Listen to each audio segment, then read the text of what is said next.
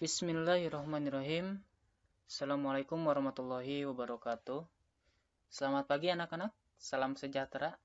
Alhamdulillah pada kesempatan kali ini kita bisa bertemu kembali walau via virtual atau online. Maaf, Bapak baru sempat kembali merekam suara di pertemuan-pertemuan sebelumnya hanya melalui PowerPoint. Oke. Minggu kemarin kita telah membahas tentang iman kepada kitab mulai dari pengertiannya hingga dalil-dalilnya dan fungsinya tentu saja. Nah, kali ini kita akan lebih mendalam lagi membahas kitab-kitab Allah apa aja yang diturunkan oleh Allah kepada umat manusia. Sebelum kita belajar, mari kita berdoa terlebih dahulu. Berdoa dimulai. Oke, berdoa tidak pernah selesai.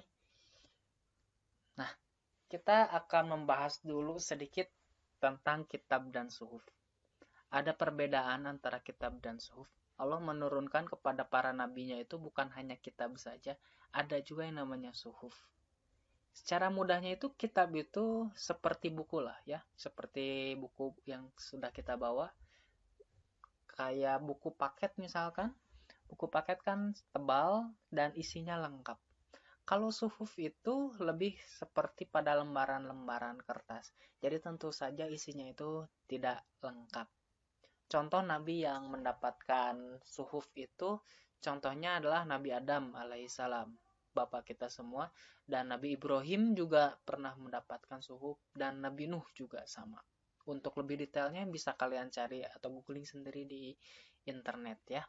Itu mengenai sekilas tentang kitab dan suhuf.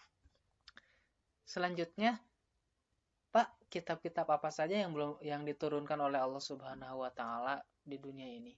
Ada 3 kitab utama. Yang pertama astagfirullah. Oh ya, 3. Sebelum Al-Qur'an ya. Allah menurunkan 4 kitab. Yang pertama itu Taurat. Taurat itu diturunkan kepada Nabi ada yang tahu? Ini kebangetan ya kalau nggak tahu. Taurat itu diturunkan kepada Nabi Musa alaihissalam. Yang kedua itu kitab Zabur kepada Nabi pandai besi, Nabi Daud. Dan yang ketiga itu Injil. Injil diturunkan kepada Nabi Isa alaihissalam yang sekarang itu ditarik dan berada di langit Allah Subhanahu wa taala. Nah, yang pertama kita bahas Taurat secara ringkas. Kitab Taurat itu diturunkan kepada Nabi Musa alaihissalam.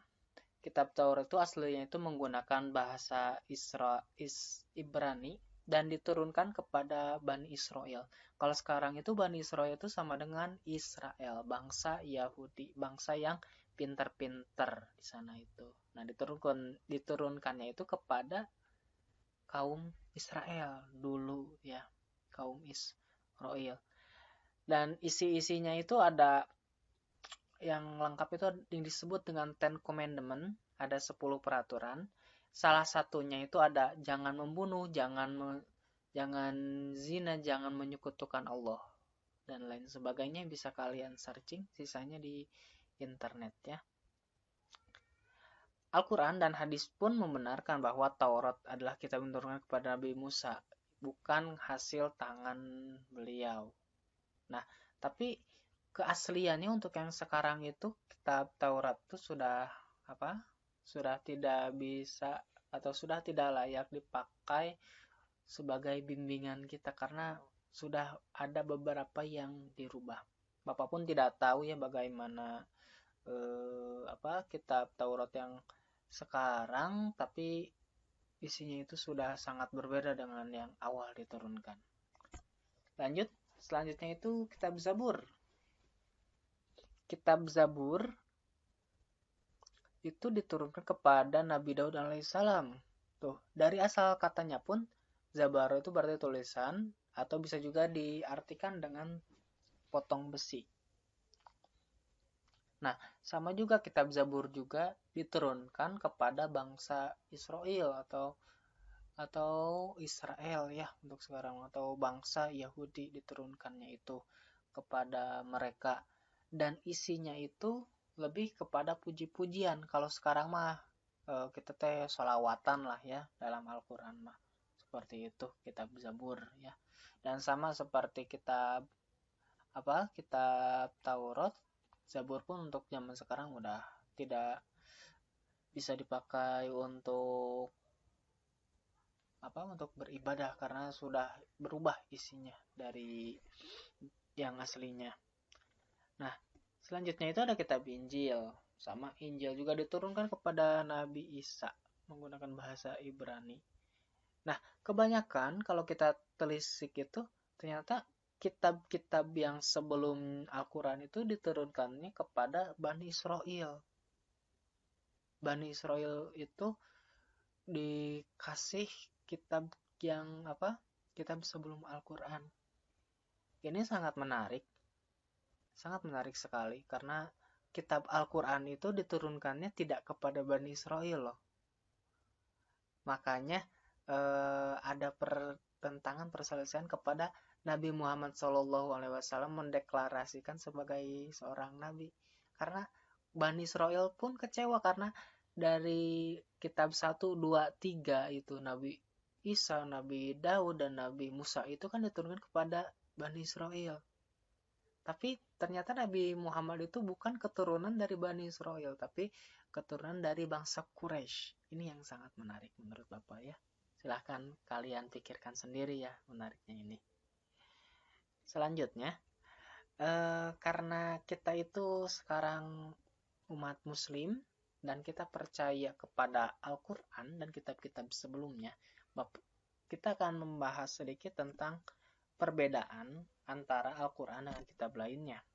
Nah, kalau Al-Quran itu diturunkan untuk umat manusia dari zaman ke zaman.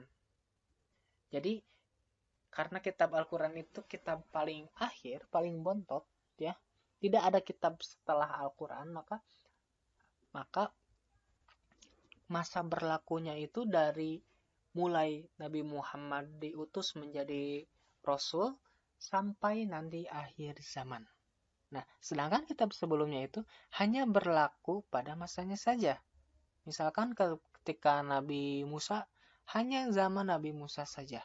Ketika sudah Nabi Isa, sudah turun kitab yang selanjutnya, maka yang Nabi Musa itu sudah tidak dipakai lagi Tauratnya itu, tapi digantikan dengan Injil, atau kalau kita kayak direvisi gitulah ya.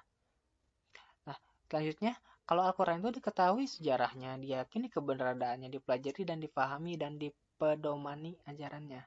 Karena Allah menjamin keaslian dalam Al-Quran. Jadi bisa kita telisik dari mana sumbernya. Tidak seperti kitab-kitab sebelumnya itu kan sudah banyak dipalsukan ya. Dan yang terakhir itu Al-Quran itu terjaga keasliannya seperti tadi ya. Dan yang kitab-kitab lainnya itu kita hanya wajib meyakini saja, tidak dengan tidak dengan ajarannya, karena seperti yang Bapak telah jelaskan sebelumnya bahwa kitab-kitab yang sekarang ada kata kitab Zabur, Taurat, dan Injil itu sudah dimodifikasi sama manusia, sudah tidak asli lagi. Silahkan kalian cari di Google Play Store atau di Apple Store tentang kitab Injil, Zabur, dan lain-lain, pasti ada di sana. Tapi isinya itu pasti berbeda-beda karena banyak sekali versi-versinya. Seperti Injil ya, Injil itu ada Injil Lukas, Matius, padahal kan cuma satu pada awalnya, tapi dipecah menjadi banyak. Nah, seperti itu ya. Nah, oke. Demikian yang dapat Bapak sampaikan. Jika ada pertanyaan, silahkan kalian bisa ditulis di aplikasi, di lembaran tugas. Silahkan yang mau bertanya boleh. Yang insya Allah kalau ada yang bertanya itu menjadi nilai tambah bagi kalian. Terima kasih. Wassalamualaikum warahmatullahi wabarakatuh.